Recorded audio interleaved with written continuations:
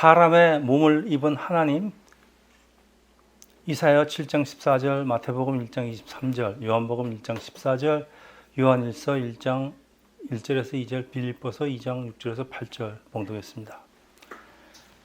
우선 성탄을 축하드립니다. 여러분은 예수님이 누군지 다 아시죠?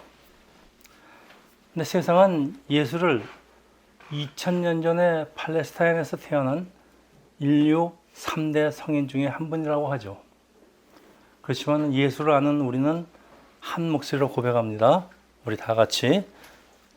주는 그리스도요 살아계신 하나님의 아들입니다. 네. 그러면 예수는 왜 이 땅에 태어나셨습니까? 우리 why? 네, 세상을 구원하려고. 요한복음 3장 16절입니다. 하나님이 세상을 이처럼 사랑하사 독생자로 주셨으니 이는 그를 믿는 자마다 멸망하지 않고 영생을 얻게 하심이라. 그러면 예수는 어떻게 이 세상으로 오셨습니까? 하옵니다. 요한복음 1장 14절 말씀이 육신이 되어 우리 가운데 거하시며. 여러분, 말씀이신 예수가, 여호와의 말씀이신 예수가 육신이 되어 우리를 구원할 구세주가 되었다. 우리 아까 찬송했습니다. 예수는 전에부터 있던 분이시다 그런 얘기예요. 근데 사람들은 예수님이 갑자기 나타나신 분으로 알고 있지만은 예수는 그 전부터 있었습니까? 그동안 예수는 어디에 있었을까요? 그리고 예수가 사람의 몸을 입었다는 것은 예수는 예전엔 사람이 아니었다는 뜻 아닐까요? 그러면 예수는 무엇이었단 말입니까? 그리고 이 땅에 살았던 예수라는 존재는 무엇일까요? 네, 사람들이 많이 교회를 다니시는 분들도 굉장히 혼동해 합니다. 그래서 이것을 예수님의 정체를, 예수님의 신비를 우리가 정확히 알지 못한다면은 저는 꼭 물론 믿음의 눈으로 봐야 되지만은 우리 믿음의 눈을 갖기 위해서는 사람에게는 하나님이 사람한테 지성을 주셨습니다. 우리가 지성으로 이해하고 그럼 더 믿음이 잘 들어옵니다. 그러면 예수는 누굴까요? 이 땅에 살았던 예수는 사람일까요? 사람처럼 보이지만 사람은 아닐까요? 100% 사람에 대한 하나님일까요? 아니면 100% 하나님 동시에 100% 사람입니까? 그렇다면 하나님은 하나님이고 예수는 예수다. 여러분, 이 서로 다른 질문은 초기 기독교부터 오랜 논쟁이 있었습니다. 그리고 이 논쟁 끝에 우리 삼위일체 교리가 세워지는데 예수는 삼위 중에 한 분, 영어로 Three persons, one nature. 네.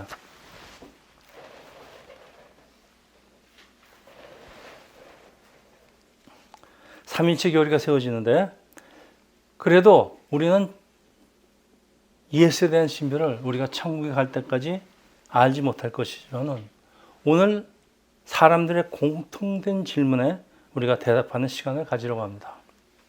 첫째, 인카네이션, 성육신 사건입니다.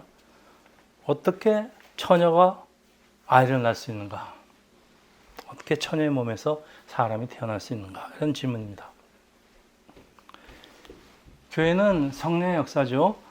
성육신과 부활 사건으로 세워지지만은 교회 출석하는 적지 않은 사람들이 성육신 사건을 믿기 어려워하죠.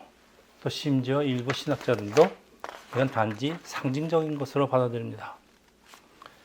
세상이 성경의 이 기적을 쉽게 이해하지 못한 이유는 무엇일까요? 네, 자연 법칙에 정면으로 반하고 있기 때문인데. 성경에 기록된 동정녀 출생 이야기가 과연 우리 21세기의 과학으로 가능한 일인지 한번 살펴보는 것도 중요할 것 같아요. 성경은 하나님이 인간의 몸을 입고 온 사건을 기록하는 게 우리 그 유명한 그 수태고지라고 그러죠. 천사가 마리아에게 나타나서 내가 이제 아이를 가질 것이다. 마태복음 1장 23절입니다. 보라 처녀가 잉태하여 아이를 낳을 것이요 그의 이름은 임마누엘이라 하였으니 이를 번역한즉 하나님이 우리가 함께 계시다. 세상 사람들은 예수가 실제로 살았던 사람인지도 상당히 의심스러워합니다. 또 성경은 예수를 따르는 제자들이 기록한 것이라 도대체가 믿을 수가 없다. 처녀가 어떻게 아이를 낳을 수가 있는가? 성육신 사건은 제자들이 예수를 신으로 신격화하려고 만들어낸 단지 허구일 뿐이다. 과연 그럴까요? 가까운 미래의학은 여러분 인간 세포를 복제해서 여인의 자궁에다 착상하고 아이를 낳을 수 있다고 하는데 이게 가능합니다, 여러분. 성경의 기적은 과학이 발달함에 따라 더 이상 기적이 아닌 것이 하나씩 밝혀지고 있습니다. 실제로 동정녀 출생이 21세 의학으로서 가능하다는 얘기입니다. 여러분 가능하다고 안 믿으세요? 자, 예수께서 부활 승천 후에 교회는 예수의 재림을 기다리면서 기독교 신학을 하나씩 정립하기 시작하는데 AD 313년이 굉장히 기독교에서는 중요한 해입니다. 로마의 콘스탄틴 황제가 기독교를 공인하는 칙령을 선포합니다. 그래서 그 당시에 많은 책들, 문서가 있었는데 그 중에서 제일 권위가 있는 66권을 선정해서 신구약 정경으로 세웁니다. 그리고 처음에는 이 성경의 근거에서 많은 기독교 교리들을 확립시켜 나갑니다. 그 중에 하나가 제일 중요한 삼위일체, 하나님. 이런 교리들을 세우기 시작하는데 갑자기 왜 그럴까요? 점점 초기 기독교는 성경에 근거하지 않은 다른 교리들을 세우기 시작합니다. 그 전에 아까 성모 마리아입니다. 우리 그때 워싱턴 DC에서 한번 제일 크다는 성당에 한번 갔었죠. 그때 제일 예수님이 아기 예수를 안고 있는 벽화가 그려져 있는데 성모 마리아가 예수님 위에 올라가 있어요. 네, 그걸 보고서 저희들이 상당히 충격을 받았습니다.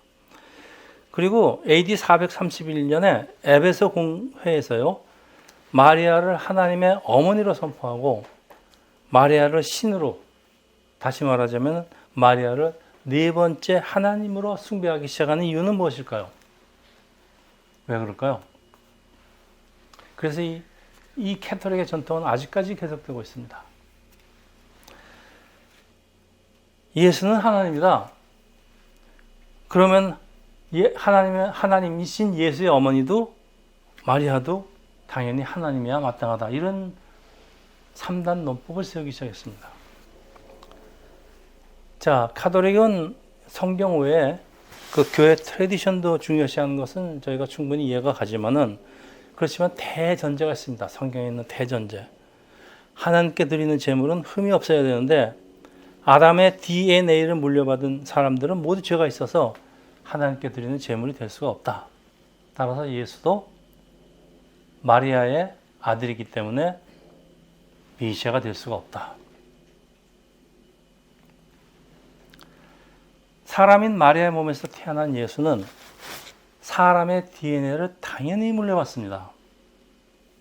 그런데도 불구하고 초기 캐톨릭은 마리아에게는 원죄가 없다. Immaculate Conception이라는 그런 교리입니다. 그러니까 마리아에게는 원죄가 없다는 그런 교리를 세웁니다. 그리고 1854년에 교황 비오 9세는 마리아가 원죄 없이 잉태하였음을 공식 선포까지 합니다.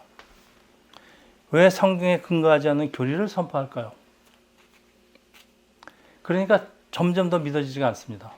사람들이 믿을 수가 없습니다. 예수가 신이라는 것까지도 그자도 믿어지지가 않는데 마리아까지 신이라고 그러니까 점점 더 믿어지지가 않아요. 여러분, 예수가 하나님의 DNA를 가졌습니다. 그렇지만 아담의 원죄를 물려받은 여자 마리아의 DNA도 역시 예수께로 이어지게. 다시 말해서 예수는 죄 없는 속죄 제물이 될 수 없다는 아주 큰 딜레마에 부딪힙니다. 이걸 해결하라고 마리아를 신으로 승격시킨 거 아닐까? 이건 제 생각입니다. 그런데 예전에는 아이가 없는 부부에게 대신 아이를 낳아주는 시바디라는 제도가 있었습니다. 그래서 21세기에 이 대리모라고 그러죠. 서로게시로 대치가 되는데, 네. 여러분, 대리모 형태는 여러 가지가 있어요. 그렇지만은 체외 수정으로 수정란을 만들고 이 대리모의 자궁에 부착시키는 경우인데, 이 경우에는 대리모의 DNA는 아기에게 유전되지 않습니다. 무슨 말인가 하면은 마리아는 단지 자궁만 빌려줬습니다. 마리아 유전과는 아무런 상관이 없습니다. 마리아가 단지 대리모 역할만 하였다면은 저는 그렇게 생각합니다. 그렇게 믿습니다. 성령으로 잉태된 예수는 하나님의 DNA만 물려받습니다. 마리아의 DNA는 아닙니다. 그러니까 예수는 죄가 없는 사람이에요. 하나님의 DNA만 물려받고, 그리고 동시에 하나님의 DNA를 물려받은 하나님의 아들 맞습니다. 여기까지 문제 있습니까? 문제 없습니다. 그런데 당시 따라서 동정녀 탄생은 21세기 의학으로 불가능 일이 아니라고 생각합니다. 당시에 캐톨릭 교회가 이걸 알았다면은 캐톨릭 교회가 이걸 알았을 리가 없습니다. 오늘날 의학이 발달됐기 때문에 이것이 가능합니다. 마리아를 신으로 격을 높일 필요는 없지 않았을까요? 몰랐으니까 그 딜레마를 해결하기 위해서 예수를 신으로 인정하려면은 예수의 어머니까지도 신이 돼야 되는 그런 딜레마입니다. 그걸 해결하기 위해서 그러지 않았을까 합니다. 당시에 처녀가 잉태해서 아이를 낳는 건 아주 큰 수치입니다. 당시 결혼 연령을 보면은 한 15세 정도 아니었을까, 마리아가. 어린 마리아는 그런 수치를 감수하고요. 잘못하면 돌에 맞아 죽을 수도 있습니다. 순종한 여인이라 만일 마리아의 순종이 없었다면 이 동정녀 탄생은 이루어지지 않았습니다. 그래서 마리아가 교회의 높임을 받는 것은 당연합니다. 네, 마리아는 성인 중에 한 사람으로 높임을 받는 것 당연합니다. 그렇다고 마리아가 신은 아니지 않습니까? 이건 좀 지나치지 않습니까? 물론 캐톨릭에서는 강력하게 반대를 하겠죠. 그렇지만은 이건 한번 보세요. 마치 예수는 사람이지만은 하나님께 철저하게 순종함으로써 하나님이 인정하시고 하나님의 양자로 승격에 대해서 하나님의 우편에 앉게 되었다는 양자 입양설, 이건 이단입니다. 이거와 맥을 같이 합니다. 자, 여러분, 저는 캐톨릭은 원래 기독교 시작이 캐톨릭입니다. 단지 개신교가 16세기에 캐톨릭이 자꾸 이상한 방향으로 나가니까 성경으로 돌아가자. 제가 카톨릭을 비판하려는 생각이 있는 게 아니고요. 이 동정녀 탄생은 21세기 과학으로 더 이상 기적이 아니라는 사실을 밝히고 싶습니다, 여러분. 이게 못 믿을 이유가 하나도 없습니다. 저는 이성으로 믿어집니다. 왜 동정녀 출생이 안 되느냐? 되지 않습니까? 자, 둘째. 이 사람의 몸을 입으신 예수는 정말 사람인가? 아니면 사람처럼 보이는 허상인가? 여러분, 홀로그램이라고 아시죠? 네. 구약 성경에 하나님의 현현, 테오판이라고 그러는데요. 하나님은 사자가 사람의 모습으로 나타내서 말씀도 하고 많은 이적을 행하지만은 이 현현은 마치 홀로그램 같아서 사람의 눈에 하나님이 사람처럼 보이는 거지 정말 하나님이 사람 된 게 아닙니다. 그렇다면 예수는 하나님의 현형일까요? 우리 눈에 보이는 하나님의 홀로그램일까요? 아니면 정말 하나님이 사람이 된 것일까요?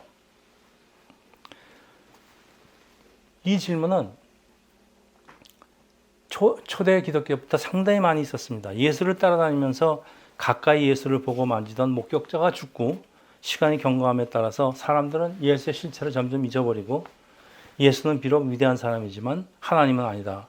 하나님이 어떻게 사람이 되시겠는가? 이 땅에 나타나신 예수는 하나님이 현현하신 것으로 사람처럼 보이지만 사실은 허상, 홀로그램, 팬텀이다. 도깨비다. 따라서 십자가에 달려서 피를 흘리고 고통스러워서 소리를 지르시는 예수님도 이건 가짜다. 하나님이 쇼하시는 거다. 이렇게까지 나갑니다. 이런 학설을 가현설, 도세티즘이라고 그러죠. 이 도세티즘을 비롯한 여러 가지 형태의 상상과 가설이 등장하는데 예수 품에서 자주 안겨 지나던 요한의 증언인데 이때 이 요한은 사도 요한이 아닙니다. 그 성경에 보면은 예수님한테 항상 그 안겨 있던 어린 아이가 하나 있었습니다. 이 사람이 나중에 이제 요한이라는 장로가 됐다 그러는데 그 사람이 쓴 요한일서 1장 1절입니다. 우리가 들은 바요, 눈으로 본 바요, 자세히 보고 우리의 손으로 만진 바라. 네, 이 사람의 증언입니다. 예수 품에 항상 안겨 있었어요. 그 사람의 증언입니다. 예수께서 우리와 똑같은 육체를 가진 사람인 건 확실해요. 이 사람의 증언입니다. 그리고 예수의 그 놀라운 능력을 보신 어떤 초대 기독교인은 이렇게 얘기합니다. 예수를 인간이라고 굳이 불러야 한다면은 현인이신 예수님이 사셨는데 그분은 메시아이다. 그렇게까지 고백을 합니다. 이 계속되는 요한일서 1장 2절입니다. 이 생명이 나타내신 바 된지라 이 생명 영원한 생명을 우리가 보았고 증언하여 너에게 전하노니 이는 아버지와 함께 계시다가 우리가 나타나신 바이시더라. 정확히 나와 있습니다. 예수는 성부 하나님 아버지와 함께 계시다가 2000년 전에 이 땅에 사람의 몸을 입으시고 우리가 나타나신 바. 굉장히 중요한 성경 구절입니다. 자, 그러면 우리는 어떻게 예수가 하나님이라는 걸 알아볼 수 있을까요? 저는 믿음도 물론 저는 믿음 굉장히 중요합니다. 그렇지만은 믿음이 생기기 위해서 사람의 감성, 이성, 모든 감각이 다 동원되어야 된다고 생각합니다. 사람은 우리의 이성이나 감성 한두 가지만로 하나님을 알아볼 수 있는 그런 분이 아닙니다. 하나님은 아주 신비한 존재로서 우리에 있는 그 하나님이 우리한테 주신 모든 감각 기관을 동원해야지 하나님을 알아볼 수가 있습니다. 그래서 지성이라는 우리의 그 판단하는 능력, 생각하는 능력을 우리의 지성을 가지고 우리가 하나님을 인식하고 하나님을 알아보고 예수를 알아보면요. 여러분 우리의 신앙이 절대 흔들리지 않습니다. 내가 판단하고 분석해서 믿었습니다. 물론 하나님이 그런 믿음을 주셨기 때문이긴 하지만요.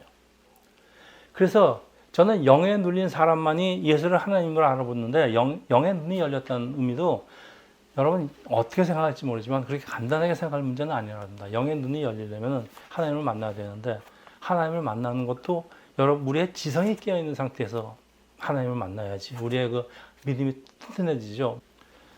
자, 바울은 예수를 만난 적이 없어요. 그렇지만 부활한 예수를 영으로 만납니다. 다메섹 도상에서.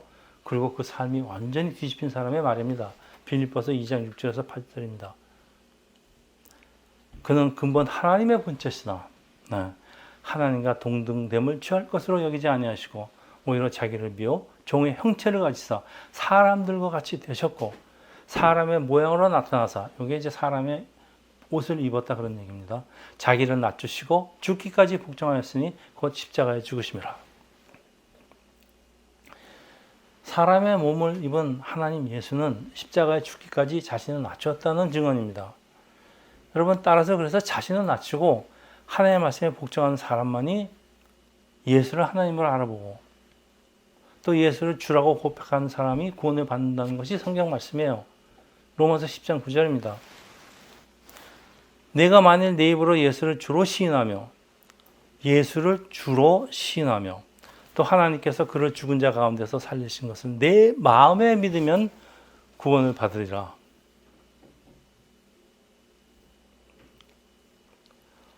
만일 내 입으로 예수를 주로 시인하며 내 마음에 믿으면 결코 쉬운 얘기 같지 않습니다. 그래서 이제 예수가 하나님이라고 믿어지는 것은 우리 마음에 역사하는 그 성령의 역사가 있기 때문이기 때문에 믿음은 하나님의 선물이요 은혜라고 하는 그런 이유 같아요. 여러분 여기 주로 신한다는 얘기는 예수를 단지 하나님으로 인정한다는 뜻만이 아닙니다.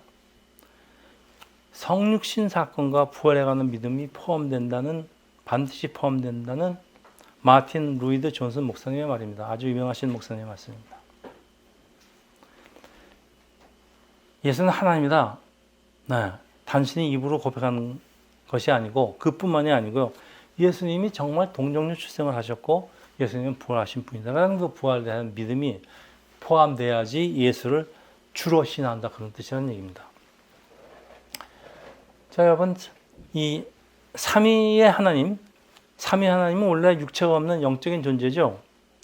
그런데 지금 제1격 하나님과 제3격 성령님은 아직도 육체가 없인 영의 존재입니다. 그렇지만 제1격 하나님 예수는 사람의 몸을 입으시고 십자가에 죽으시고 부활하고 승천하고 영과 육을 동시에 가진 하나님이 됩니다. 예수는 삼위 중에서 특별합니다, 여러분. 그래서 기독교가 예수교가 하나님교라 그러지 않고요. 예수교라 그러는 얘기입니다. 자, 이 사건은, 이 얘기는 예수를 따르면서 부활한 사람들 모습이 어떤지를 알려주는데 바로 우리입니다. 우리가 부활하면은 영과 육을 동시에 가지고 부활합니다. 그리고 새하늘 새 땅에서 영과 육을 가진 채로 동시에 영원하게 살게 된다. 그런 얘기입니다. 셋째, 태초부터 사람과 하나님과 함께 세상을 창조한 제1격 하나님 예수는 2000년 전에 사람의 몸으로 오시는데 그러면 그동안 도대체 예수는 무엇을 하고 있었을까? 주무시고 계셨나? 구약성경에 제1격 하나님 예수가 자주 등장하지만은 삼위일체 개념부터 없던 시대에 또 다른 하나님이 나타난다 그렇게 기록되면요 아주 큰 혼돈이 일어날 겁니다. 그래서 여호와 하나님이라고 못하고 다른 호칭으로 표현되는데요. 그 중에서 가장 많이 나타나는 호칭이 여호와의 사자입니다. 여호와의 사자는 구약 성경에도 수없이 나타나는데 상당히 많은 여호와의 사자는 예수님입니다. 그래서 그때 어떻게 구별한다 그랬죠? 예수님과 여호와 천사를 네, 절을 하면은 하나님이고 절하지 않으면 천사입니다, 여러분. 자, 여러분 삼손의 부모가 여호와의 사자, 그러니까 제1격 하나님을 만나는 장면이 사사기에 소개되어 있는데 한번 잘 드세요. 사사기 13장 17절에서 18절입니다. 마노아가 이제 예수의 삼손의 아버지입니다. 마노아가 또 여호와의 사자에게 말하되 당신의 이름이 무엇입니까? 당신의 말씀이 이루어질 때까지 우리가 당신을 존귀하게 여기려 하니 여호와의 사자가 그에게 이르되 어찌하여 내 이름을 묻느냐? 내 이름은 기묘자라. 네. 여러분 제1격 하나님 예수는 삼위 하나님은 각각 하나님 물론 본질은 한 분이시지만 하나의 특성들이 있습니다. 그렇지만은 제1격 하나님은 인류를 구원하는 일에 특별히 연관이 있는 분이에요. 그 어떤 사람은 여호와의 사자를 하나님의 천사라고 그렇게 주장하지만은 천사 중에서 기묘자라는 이름을 가진 천사 없어요. 이사야서 9장 6절에 보면요. 예수님을 이사야도 기묘자라고 표현하는데 기묘자는 기묘하신 분이라는 얘기예요. 예수님은 별명 중에 하나예요. 여호와의 사자는 삼일체 제2격 성육신하기 전에 예수다라는 게 대부분 학자들의 견해입니다. 이런 기묘자, 원어로 펠레, 놀람이라는 뜻인데요. incomprehensible, wonderful, miraculous. It is secret. My name is secret이라는 얘기입니다. Beyond your understanding. 이런 식으로 번역을 하는데요. 워낙 번역이 많습니다. 이게 Beyond your understanding이라는 건 뭔가 하면요. 그 정체가 너무 놀라워서 너의 머리로는 이해할 수가 없다 가르쳐줘도 그래서 내 이름은 비밀이다. It is secret. 그런 얘기입니다. 알려줘도 이해하지 못한다. 그런 얘기입니다.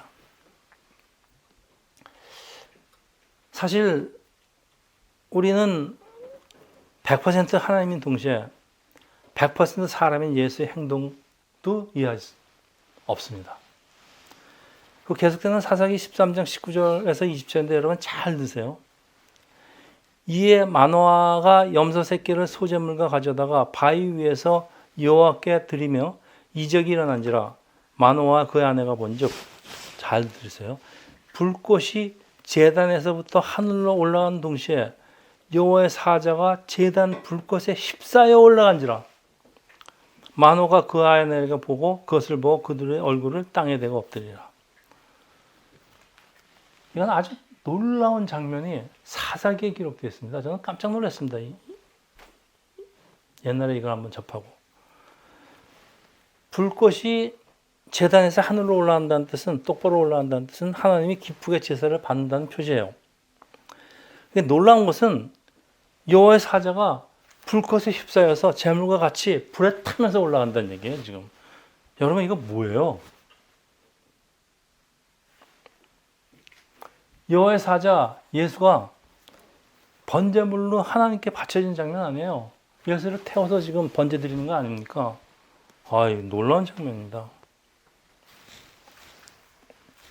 보십시오. 여기 보시면은 예수께서 제2격 하나님, 여호와의 사자가 불타면서요. 불타면서 제단으로 하나님께 바쳐지는 겁니다. 여러분, 오른쪽 보세요. 나중에 예수께서 십자가에서 하나님께 제물로 바쳐지는 장면 아니에요, 이거? 이거 리허설 아닙니까? 예표 아닙니까?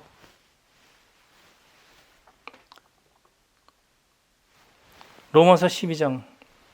그러므로 형제들아, 내가 하나님의 모든 자비하심으로 너에게 권하노니 너희 몸을 하나님이 기뻐하시는 거룩한 산제물로 드려라.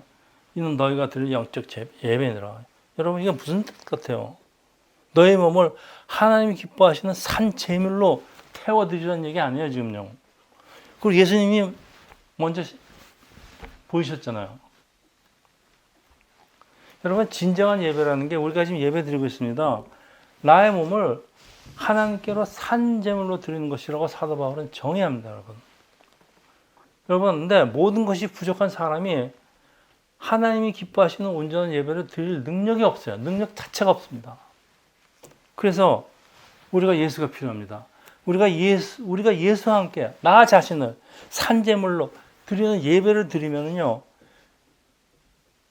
예수도 함께 제물로 들어지는데요.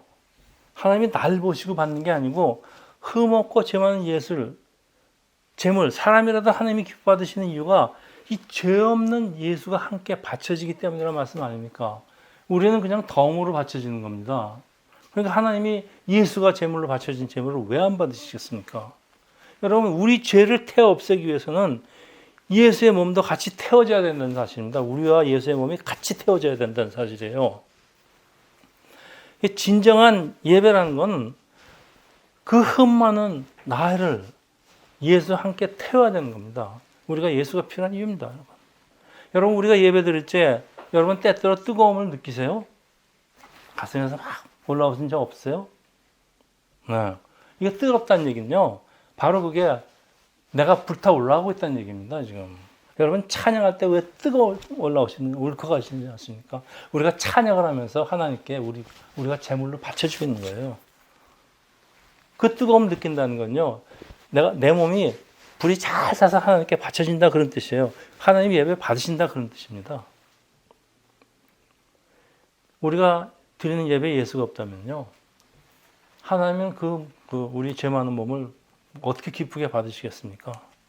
그런 얘기 아닙니까? 저는 사사기에 이런 말씀이 기록되어 있다는 게 참 놀라웠습니다. 사사기 13장 21에서 23절입니다. 여호와의 사자가 마노아와 그의 아내에게 다시 나타나지 아니하니까 하나님께 불태워 올라갔습니다. 다시 안 나타나시죠. 그러니까 마노아가 그제서 그 애가 여호와의 사자인 줄 알고 그의 아내에게 이르되 우리가 하나님을 보았으니 반드시 죽으리라 봐. 여호와의 사자가 하나님이라는 걸 알았다는 얘기 아닙니까? 옛날에 하나님 보면 죽지 않았습니까? 그랬더니 그 아내가 남편보다 똑똑한 것 같아요. 그에게 이르되 여호와께서 우리를 죽이려 하셨다면 우리 손에서 번제와 소제를 받지 않았을 것이며 이 모든 일을 보이지 아니했을 것이라. 참, 이제 이런 말씀도 우리에게 이르지 아니하셨으니라 하였더라. 여자가 이럴 때 보면 남자보다 상당히 센스가 빨리 돌아가는 것 같아요. 여러분, 죄 많은 인간이라는 존재가 하나님의 영광과 부딪히면요 죽을 수밖에 없어요. 그렇지만 예수는 달라요. 예수 하나님은 달라요. 왜? 사람과 함께 하기를 기뻐하시는 임마누엘 하나님이기 때문에 그렇습니다.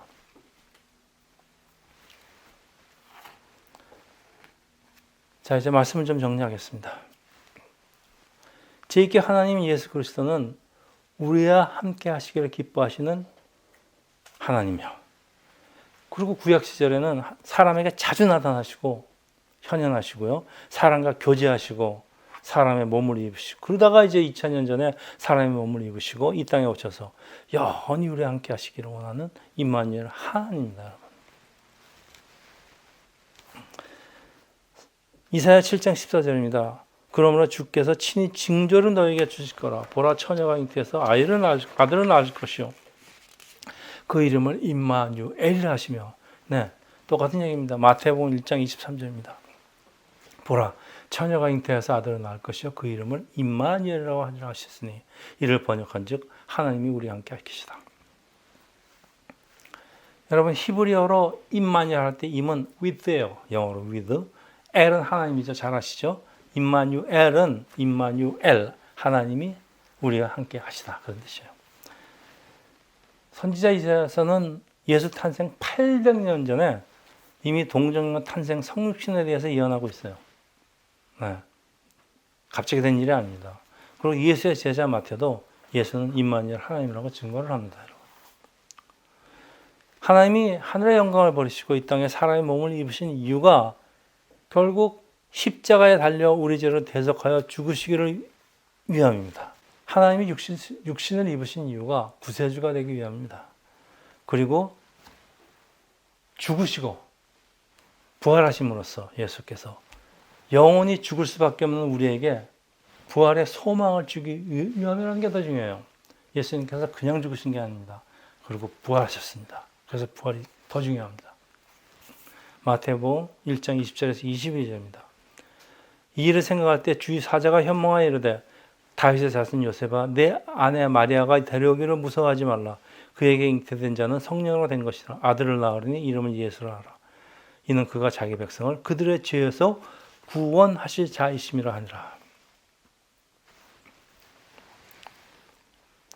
네, 오늘 말씀을 좀 정리하겠습니다. 이 예수라는 이름은 히브리 방언인 아람어로요. 구원자라는 뜻입니다. 예수는 우리를 구원하기 위해서 이 땅에 오신 하나님입니다. 그리고 처녀가 잉태해 아들을 낳았다. 아이라는 건 남녀가 사랑해서 만드는 게 자연 법칙이죠. 그렇지만 이제부터 21세기 이상의 과학은 꼭 그렇지 않다는 것도 이제 과학이 얘기해 주고 있습니다. 성령의 역사로 예수님은 자연 법칙에 제한을 받지 않으시고 태어나서 우리와 함께 하신 하나님입니다. 이 성육신 사건이죠. 삼위일체 하나님이 협력해서 이루신 역사입니다. 성부 하나님은 이 모든 것을 계획하시고 성자 하나님 예수는 이 일의 주연이 되시고 성령 하나님은 이 모든 일이 이루어질 수 있도록 성령을 부으신 분, 능력을 행사하신 분이에요. 그러니까 이 동정녀 탄생은 삼위일체 하나님이 협력해서 이루신 아주 놀라운 역사입니다. 과학적으로도 가능한 얘기고 또 하나님이 무슨 일을 못하시겠습니까? 하나님이 높은 보좌를 버리시고 사람의 몸을 입고 이 땅에 오시는 놀라운 계획은 만세전부터 장세전부터 하나님이 세운다는 것을 여러분 믿으시고 감사하시며 귀한 성탄을 보내시기를 축원합니다. 기도하겠습니다. 할렐루야. 하나님 아버지, 오늘 우리의 지성으로서 이해를 못하는 동정적 사건은 21세기 과학으로도 충분히 가능한 사건이라는 것을 다시 한번 우리가 배웁니다. 하물며 전지전능하신 자연을 만드시고 우주를 만드신 하나님이 무엇을 못하시겠습니까? 우리가 지성의 눈으로 판단할 때, 또 믿음의 눈으로 판단할 때 전혀 불가능한 일이 아니라는 것을 우리는 다시 한번 확인하고 있습니다. 할렐루야. 하나님 아버지, 우리가 하나님이 하신 역사를 믿음의 눈으로 바라고 지성의 눈으로 이해할 때 우리 하나님에 대한 예수에 대한 신비를 조금이라도 풀어나갈 수 있는 우리 귀한 우리들이 될 수 있도록 하나님 축복하고 능력 주시옵소서. 감사드리며 이 모든 말씀을 우리 주 예수 그리스도를 받들어 기도합니다. 아멘.